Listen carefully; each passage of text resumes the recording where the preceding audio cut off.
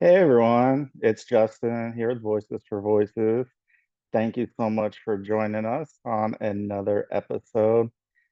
Just incredible to be where we're at, uh, having your support, your love, uh, knowing so many people, not just here in Ohio, across the United States, but across the world. It's just incredible uh, how much our show has grown over the last couple of years. It's incredible. It's a word that I use maybe a lot, but it's because it's true. It's truly incredible where we're at. We're on the cusp of having a catalog of 300 in studio, out of studio episodes, like literally the show after this one. I believe this one's the 299. Uh, Prince has a song, Let's Party Like It's 1999. Well, we're partying like it's 299 because we are literally, figuratively, we're at 299 episodes. Are you kidding me? Oh, uh, yeah. So it's one of those things where when I'm in the moment, which I try to be a lot. Uh, I, I I still have to do a ton of work to be present in the moment and not be looking too far out or too far back. But truly just being in the moment where I'm sitting on a chair, I'm sitting and looking into the camera. I have an earphone in my ear. Little things like that that might sound silly, those are things that ground us and make us be present in the moment instead of not. I give an example for all those parents out there, you know what I'm talking about. Uh, no matter what age your child or children or your guardians, your siblings are, there's been at least one time, and I'm guessing there's probably been more than one time where you as a parent have asked your child, or you did, when they were, when they were younger, when you would ask them a question and they wouldn't respond to you because they're outside playing with their friends, they're reading a book, um, maybe they're watching TV, and they don't respond the first time, and it's like, hello, I just asked you a question. Are you going to respond to me? It's kind of like that, where uh, where we have to ask multiple times to get any type of a response or feedback, and and so that really takes us and helps bring us and ground us and our children when they eventually respond to us of, okay, I'm being asked a question, I'm doing something else. I need to pay attention to my parents. And so I know all the parents out there, the parents to be, uh, sometimes they can get slightly like, oh my gosh, hello, or, hello, I'm asking you a question. Would you like milk or water for dinner or for lunch? Uh, and we don't get any feedback. So being present, being in the moment is something that I can be much better at, but I'm much better than where I was in 2017. Hitting rock bottom. Never, I don't like to use never, these terms of like always or never. When I hit rock bottom, I didn't know I was gonna survive another minute, let alone what type of projects that I may get into and may have an interest in. So when I was in that moment, in those moments, I was just trying to survive. I was just trying to be alive. Uh, and so I wasn't spending a whole lot of time out in the future because I was trying to focus on how do I stay alive? How do I get the help that I need? How do I do this? Uh, this is very serious, kind of life and death type of talk. That's exactly how I felt. So I was definitely way, way, way, way, way in the moment, almost to an extreme. Like I remember asking my wife, my parents, my psychiatrist, right? So when we get injured physically, it's a little easier to see. Like if we get a bruise or a sprained ankle, or we're able to see that, or have somebody be able to see that for us.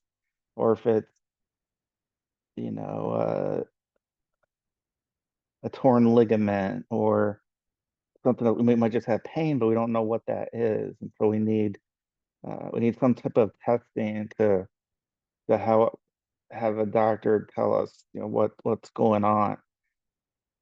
But we know mentally we can have that smile. We can have that smile and we can be nodding, agreeing, and everybody thinks we're okay. Well, I was just with him and he's smiling or he's holding a conversation or he's doing this one thing, and you can't do this one thing or these other things if you're truly caught up with your mental illness or mental illness. And so I was to the point where I was asking my family and really anybody, how do I look? How do I look? Because people are telling me, you look fine, you look good, you look great. And there's part of me that's like, you're just telling me this because you're my mom, you're my dad, you're my wife, you're my doctor. You're just saying that, right? It's well, we're gonna tell our children, we wanna, help boost their confidence and self-esteem, uh and so there's those thoughts, and that's where I was at. I was like, you're lying, like, because I don't feel all right. I don't feel that I look all right. I look in the mirror and I see somebody who uh is sick, that needs help. Uh and I remember asking so many times. I remember my dad picking me up for because I had fear of driving. Uh and and so once I was released from the hospital, there still is today a lot of work that I'm doing for myself so I can try to do the best I can to help others and to be there as a husband and as a father and a son and a brother and a brother-in-law and as an uncle and nephew, all these. And I was so caught up in what do I look like? you're just saying this. And I remember my dad, he'd say, you look good today. And it wasn't that I didn't want to believe him. It was just I didn't feel like I was okay or even close to okay. Again, I thought I felt like I was sick. I was. Uh, I didn't feel okay or even close to okay. So I was like, "Are you sure? Are you just saying that?" And it's not funny. It's not funny at all. If you've been there, if you know somebody and they do that, a lot of times, because I'm giving my experience, a lot of times if somebody's doing that and asking you, there can be the, hey, I don't know, we're doing stuff with friends, we're going out to the bar, the club, or whatever. Like, hey, how do I look? That's one thing.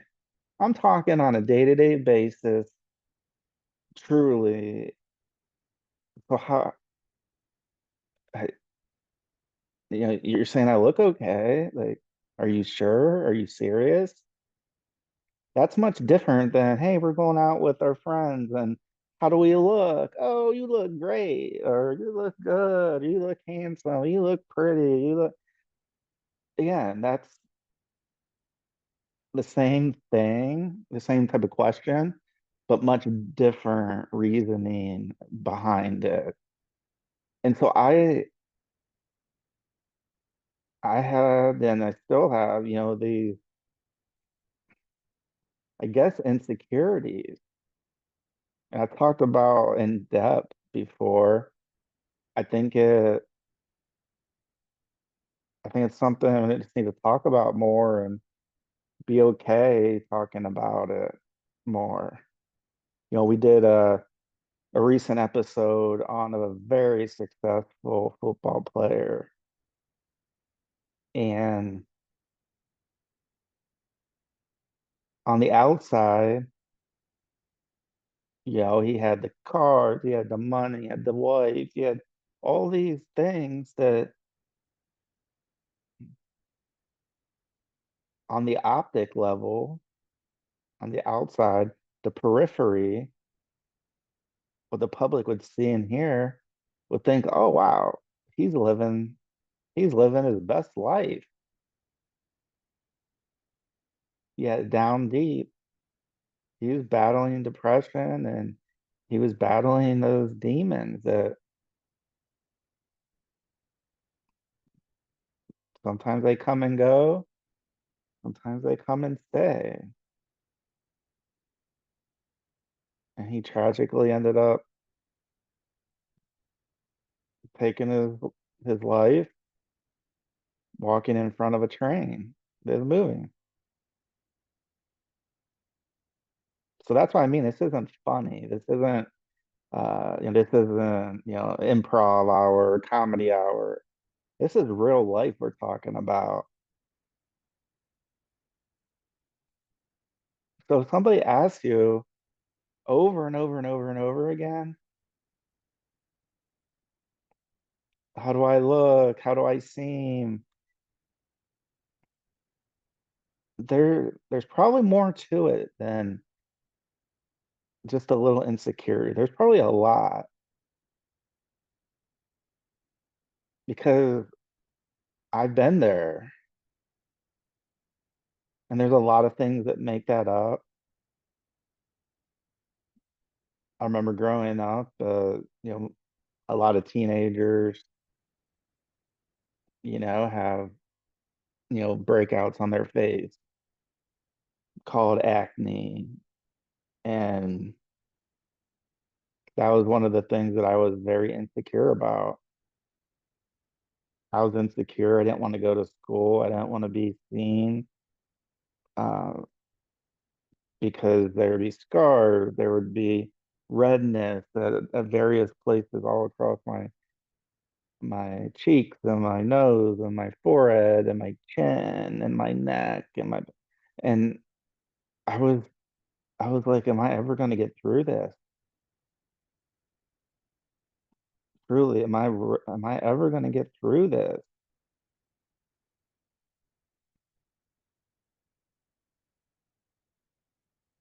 And some of you may say, well, that's just a phase. Well, maybe that aspect, the in general, the older we get, the likelihood of breakouts like that all the time, like I was experiencing. And these weren't just once a week type of deals where it was like a little bit here, there, and I'm a guy, so what I do, I'm gonna wear makeup. I mean, I could. And so these are the things that besides going to school, besides having to battle those self-esteem of just being a teenager and trying to fit in with people, with a group, to feel included and to have that, that was something that I was so insecure about for so long, and I still get that way. So with my mental illnesses and uh, some of the medication I take, and it can cause, uh, they call picking, you know, uh, and so you probably see me from time to time. I mean, right now you can see like on my nose, little bit here, where I'll just, I don't want to say be bored, but maybe wash my face and then I'm, like, oh, there's a bump here. And then I'm like, oh, well, I'll pop this or whatever. And then it turns into a full blown thing where like a whole like section of my face may turn red and it may take several days or a week or longer to heal.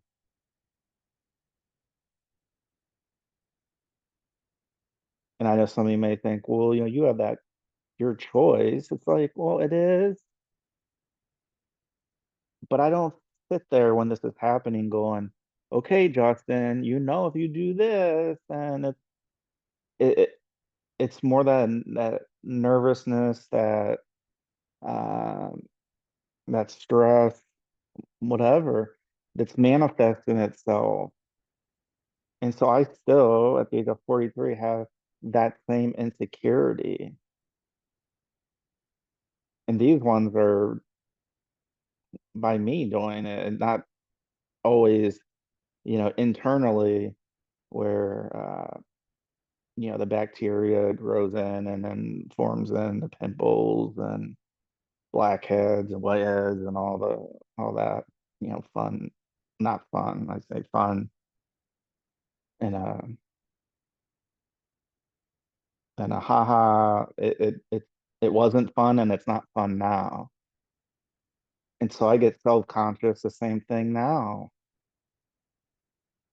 Like, oh, well, even with Zoom and all this technology, yeah, it, to help the appearance look on the screen, uh, it doesn't always cover things up. And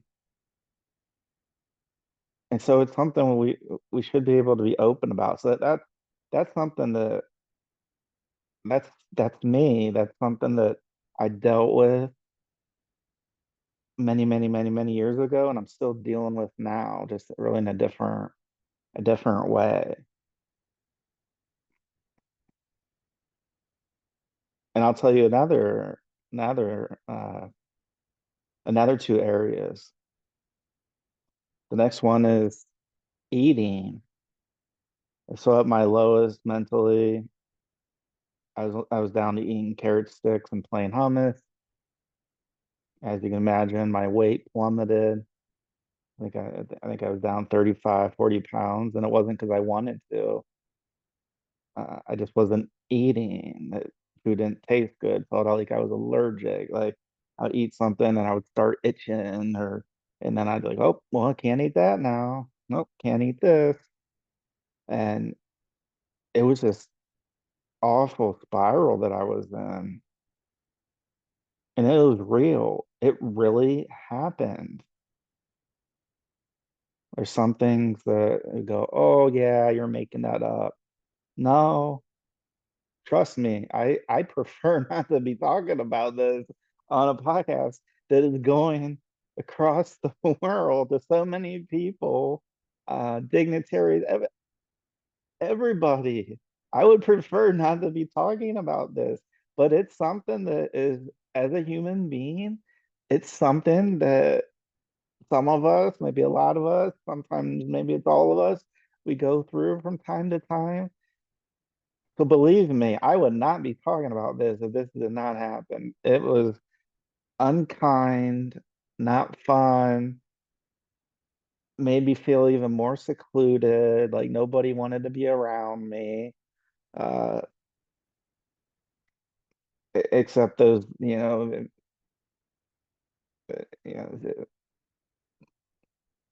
kids that it's, oh, well, they don't have a group really to fit into, or oh, this person has a locker next door to me, so next door, right next to me. Uh, and so maybe we'll start up a conversation. And that was a little bit of a gateway to some of the substance abuse that I was doing before 18, and after 18, before 21, and then after I turned 21. Uh, and so the eating part, so in 2017, it was like I was not trying to lose the weight and I was losing it. Now I've gained a bunch, and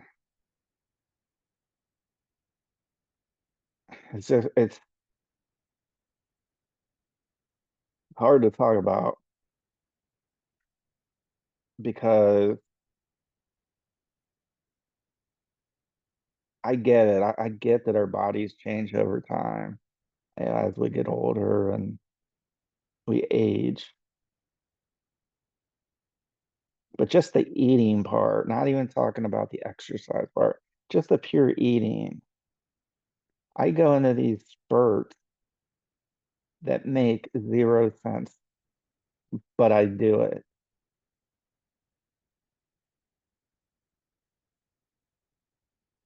I'll give you an example. One day I ate breakfast, maybe had a little bit for lunch. When I say a little bit, that's probably a snack. So it's not even, I don't want to say it's not real food, but it's not the nourishing food.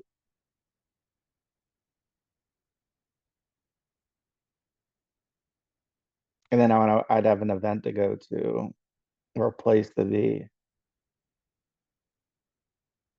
And I would go into a frenzy. And what do I mean by that? I mean that my heart starts racing. I'm like, oh my gosh, I gotta go. I'm gonna be in front of a lot of people. They're gonna be looking at me, or I'm gonna be part of a group, or what have you. And so I started doing this like, and it's not on purpose. I don't plan it this way, but where I'm like, I need to eat something. And I don't have time to make something. And it's where do I go? I go into the junk food, handful or two or three or four or five or six of chips, and then I have crackers, and then I have a little bit of sugary cereal, and it's just I go into these frenzied times, and then I look at myself and look back. Once I kind of pass through that little phase, no, it's not a phase, but that time. So if that's, let's just say that's a 10-minute thing, I'll stop and be like, "Oh my gosh, Justin, you just ate the worst kind of food that you can." And so for whatever reason, I have these cravings, and I've talked to people, and it's stress eating at times where the stress was just building up, building up, building up, and then I was like, "Oh my gosh, I got to eat something. I got to have something in my stomach because I don't want to feel like I'm passing out." And because those things happen, they happen to me. They happened years ago. It happened recently. They just happen, and so it's a real thing that I think through.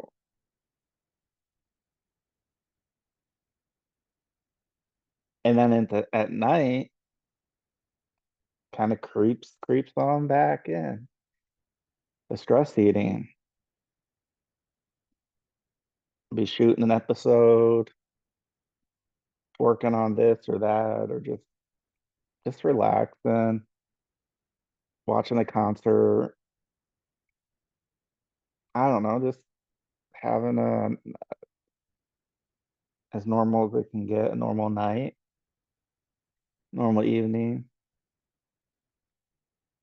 And then I go, oh, you know what? It tastes good. Some ice cream. So I go and I look and see, do we have any ice cream?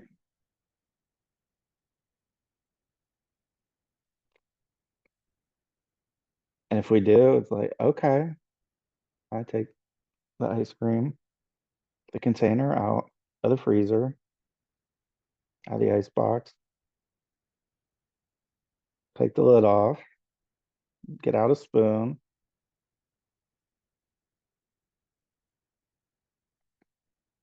and I go sit on the couch or on a chair. And you're probably saying, well, wait a minute, where's the getting the bowl at? Uh, Many times it's not there.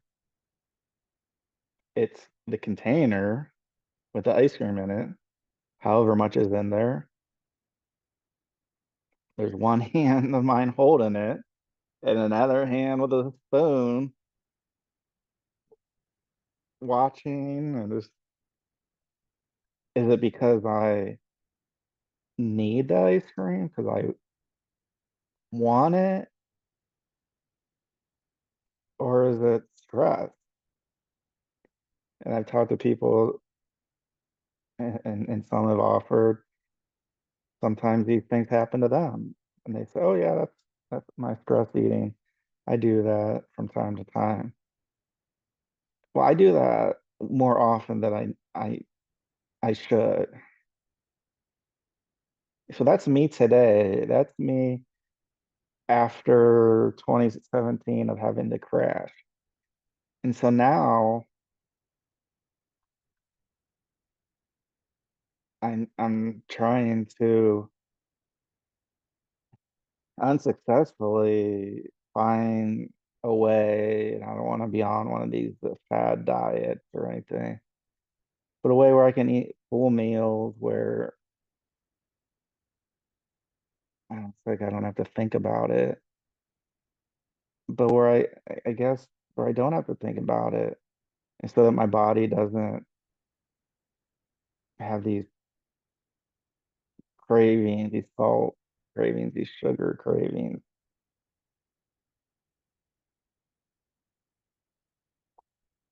And then there's sleep. Oh, well, it doesn't matter how much sleep you get. You go to bed when you can, you wake up when you need to, and you do what you need to do. And well, we know by now that sleep is very important. It's a way for rest, rejuvenation of our body, helps heal wounds if we skinned our knee or our arm, or if, pick my face and I have a wound, or it helps repair that over. the moments that we're resting. And so I know I need to get to bed earlier, more often,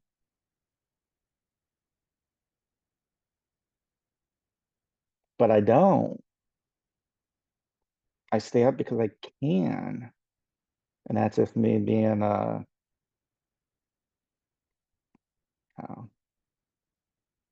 I'm gonna do it because I can do it and I'm just gonna do it. And now a lot of work does get done in the evening. A lot of the processing of shows and other projects and things that I can't talk about because we're not going to give competitive advantages away. Um, but there's a lot of good work that's done. But I'm still stress eating craziness at times, and my sleep that affects it, right? So I'm drinking pop or soda more than I used to. When I was younger, when I was in college, I very rarely would drink pop or soda unless it was in a mixed drink of alcohol. Just being honest. Otherwise, I didn't. It would just pretty much be water, and that's kind of how it go. When I'd be working during my college years on summer break, the golf course, I would drink a lot of Coca-Cola. I think 2 or 3 or 4 cans a day. But I was out and about moving around, and was it healthy? No.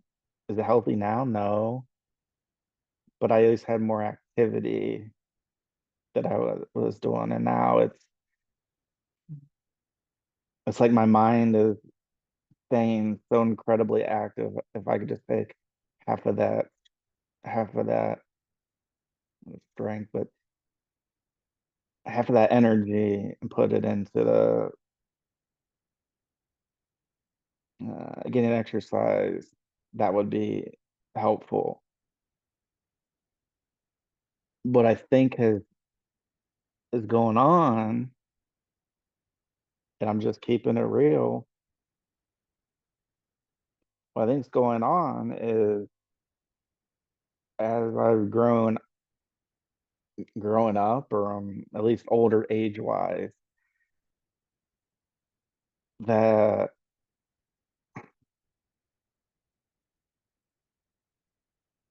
life is getting harder and harder, and people that I know and loved ones are passing away. They're dying. They're going to heaven. We hope. If they're not already there, I hope they're on their way. And so I used to think it was a small part, but maybe it's a bigger part of things that I have real trouble having an idea. Let's say there's 4 steps to whatever this project is. If I complete step one and step two and step three, and I'm like, yeah, I'll just wait till step four to do it tomorrow. There's a part of me is like, well, what if you don't wake up tomorrow? Then all this work that you put into this thing, this particular thing, it's not gonna have an opportunity to help anybody because still gonna be just sitting on in my computer. And I know I need to work through this, but this is something that a true struggle that I have. And so I stay up later many evenings, and I finish that fourth step or that third step, however many, it depends on what project, what thing we're talking about. because I'm like, well, I know all our time here is limited on Earth. Mine is, yours is, everybody's is. And I want to give it my all. And that's why I'm so emotionally connected and so emotionally involved and emotionally believe in Voices for Voices uh, and helping 3 billion people over the course of my lifetime and beyond. It's not just some number I just throw out there and well, we'll see, you know. No, I'm serious. This is what I'm working towards. This is what we're working towards. This is what Voices for Voices is working for. And if you become part of our team, if you volunteer, if you like, share, subscribe, you're part of us. You're part of the Voices for Voices movement. And I guess I kind of feel like if I don't finish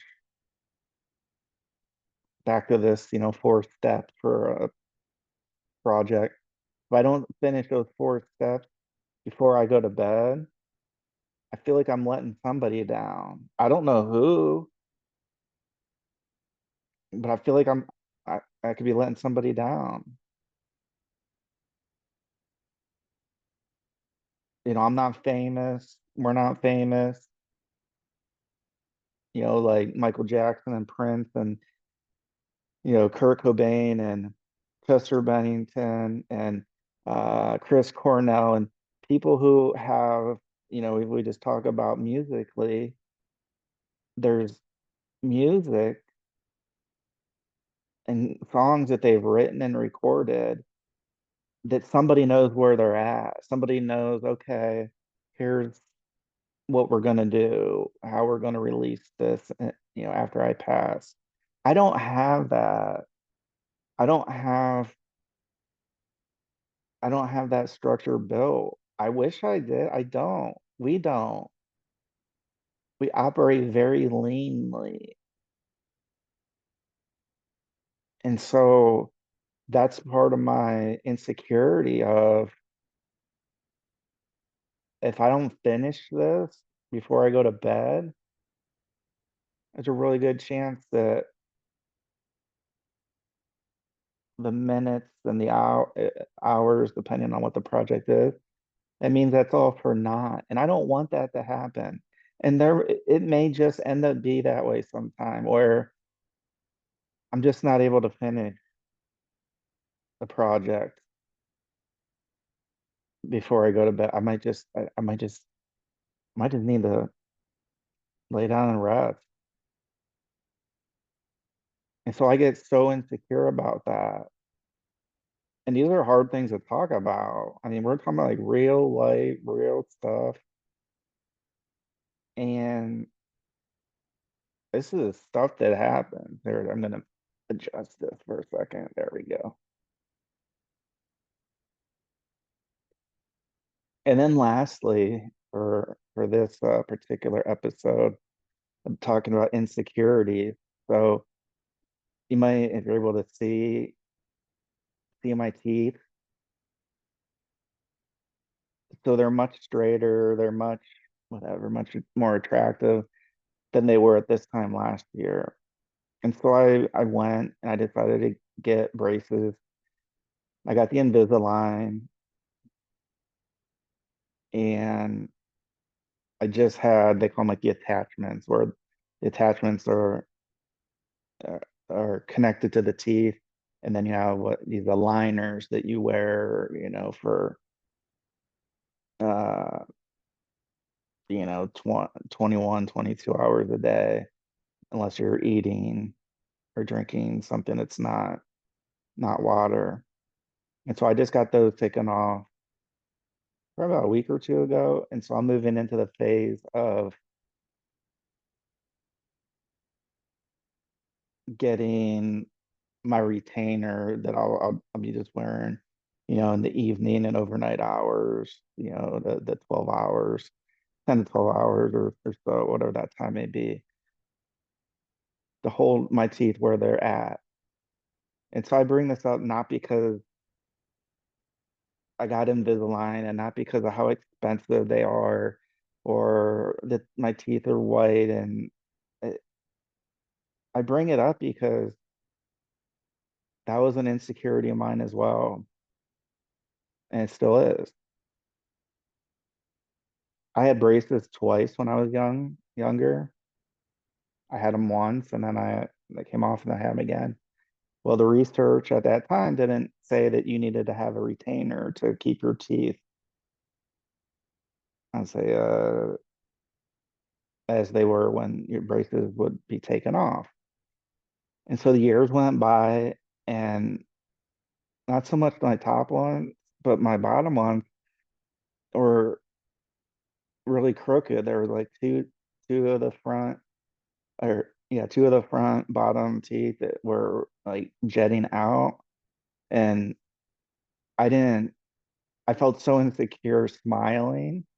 So this whole like it kind of took me back to my school age time where I was insecure because of my acne, my face, and how I was feeling and all these things. So here I am, 30 something year old man, and now I'm 43.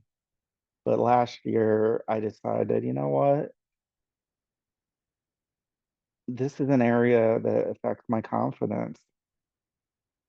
And if we're going to do these shows and we're going to do this thing, it means that there's going to be a lot of people that I'm going to be around talking to. They're going to see me, and they're going to see me for the face of the organization or the voice of the organization. Uh, and I said, you know what? Why don't I do it? And so I did. And I kid you not, I was so happy when I decided to do it. And when I got them on, got the attachments that would be helping the aligners, move my teeth, bit by bit, week by week. I was so happy, and I was like, "Oh my gosh, like I'm excited. How do I get started?" And when I was 9 years old, I was like, "Get this stuff off of me. I was like, get this off of me. I don't want this." And here I am now. Like, let's take or not take. Let's get this rolling. It's so with my mental health in 2017, coming out of the doldrums, coming out of the valley, one of the things were my teeth. Not only were they crooked, they were, it was just a big feat. And anybody with depression or it, it's not that brushing your teeth is, this remarkably hard thing to do for most of us. But it's hard for me to do. I was just like, oh, I don't want to go brush my teeth. I just want to go to bed. And then I go to bed, and it and so I was at that point where things are starting to move in a positive direction mentally. Still had a crazy amount of work to do, and still have a ton of work to do mentally, and just in general as a human. So when I finally got the guts to be like, okay, I'm gonna go back. I'm gonna go to the dentist. And I'm not even gonna make this up. This is one of those things again. I would not be talking about if it didn't happen. I had a total of 30, 32. Actually, no, not 32. 32 is when I overdosed on the cold and cough medicine. And I think 32 of those pills. I believe it was 22 cavities. And so you can have a cavity like on the front of the tooth and the back, and so that's what the total was. It was this crazy high amount. Uh, and I ended up having to get a crown, and there's so many visits to the dentist, and that was just to get that in a positive direction. That didn't address how, the crookedness of the teeth and uh, how I wasn't brushing my teeth every day because my mind was just exhausting me. I was like, oh my gosh. And so for me to get these braces and get them off and to get uh, this retainer that I'm going to be getting here very shortly, it's an area that I'm able to now be a little bit more confident in myself.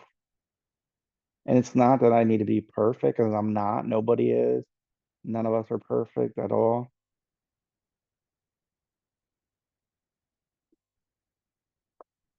I have gray hair coming in on the side more. Uh, and my daughter is funny. She says, um, because I've been growing out my hair a little bit longer than usual. And so obviously the gray is more pronounced. And she's like, you have white hair on right here. And, why don't, uh, I don't have gray hair. I'm like, no, you're not gonna have gray hair for a long time. And she's like, well, you should. And this is what a child says. They say, well, why don't you just go color it? That's what mom does. And it's true. I mean, it's kind of funny. And she's bringing this up. And I'm like, well, yeah, like I can. And then I have this conversation with this little person, my daughter, and say, well, daddy hasn't colored my hair. I haven't grown it out this much before, so I don't know how much coloring I need. But I do know one thing: a lot of there's different chemicals and things that are in hair color, and I know that I'm sensitive to a lot of things, and so if I do color it, I'm gonna have to be very careful on what I use, because uh, that was one of the reasons why when I was coloring it at some point, I stopped, because I'm just like, oh, this makes my eyes water, it makes me itch, uh, and so that would be what would happen. Uh, but yeah, so my teeth, I had all these cavities. I knew I probably did, but then to hear like, oh, Justin, when was the last time you were at a dentist? And then to hear that big number, and then to go through with all the fillings, and then the crown and all these things. 2017 in November, we're going on 8 years since then. It's taken that much time for me to get comfortable enough in my own skin to start working on some of these bigger areas,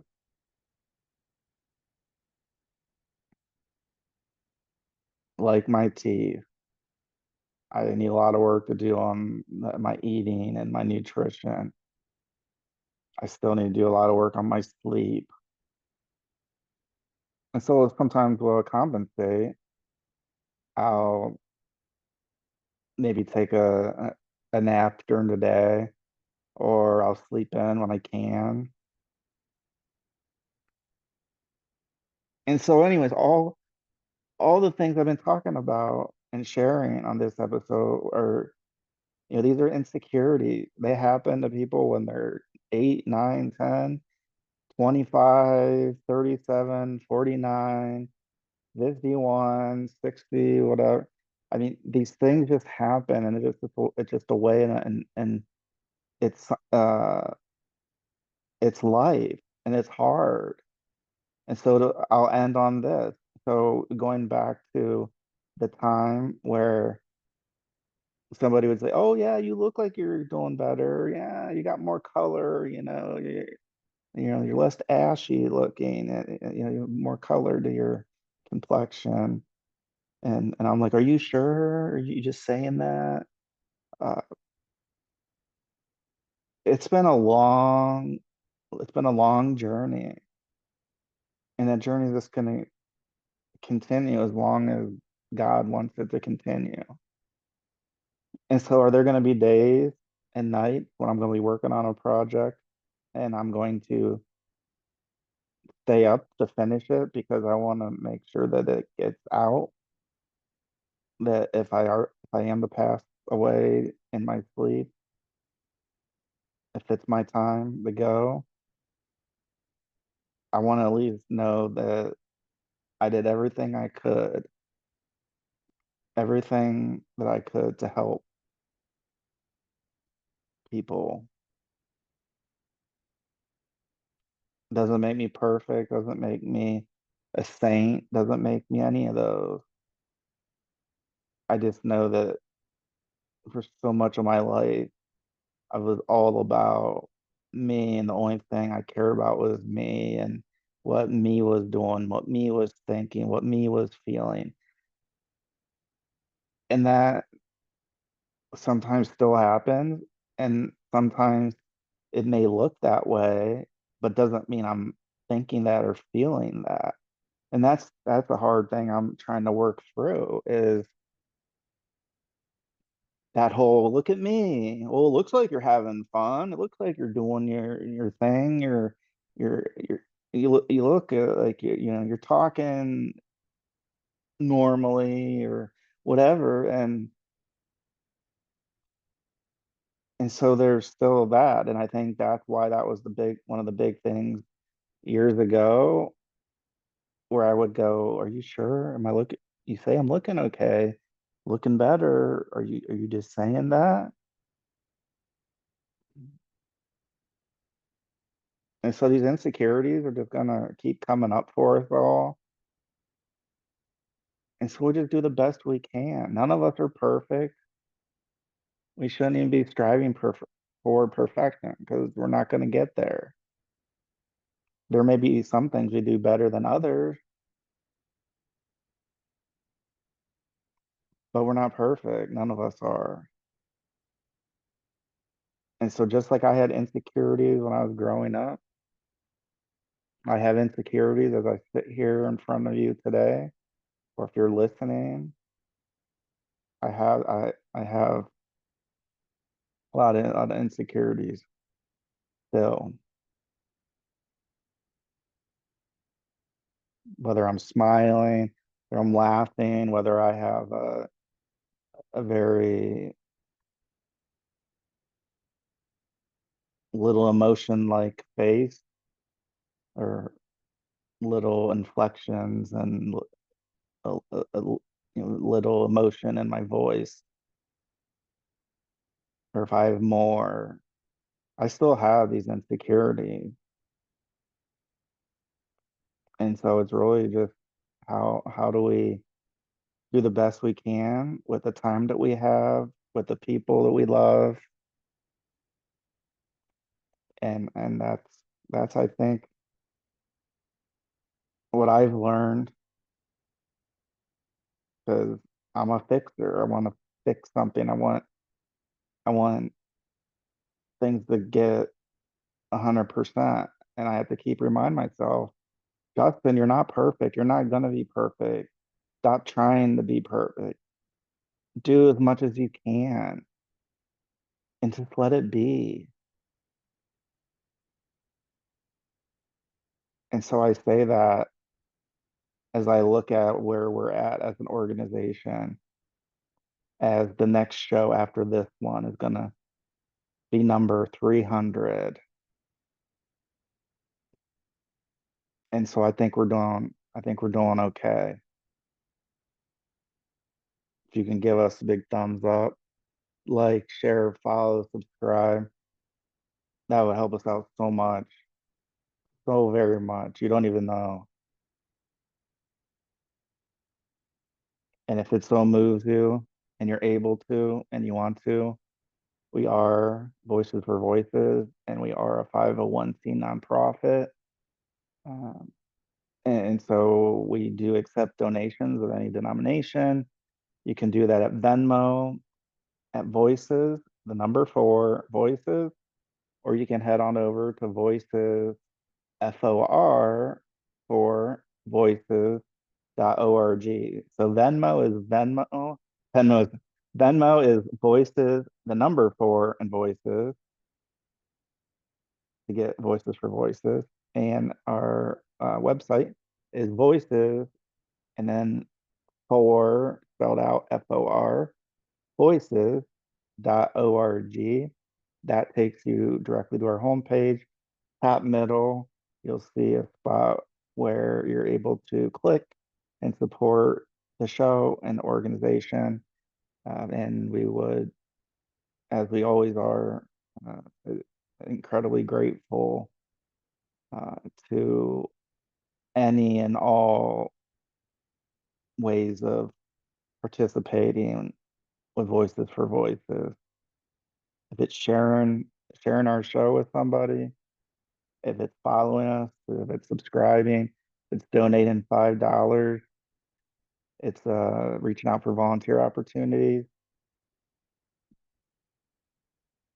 Regardless, we wanna be a voice for ourselves and others in need. And so that's what I ask you. To please be a voice for you or somebody in need.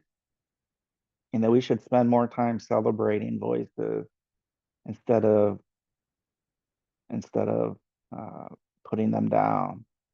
Let's celebrate. Let's celebrate life. Let's celebrate voices.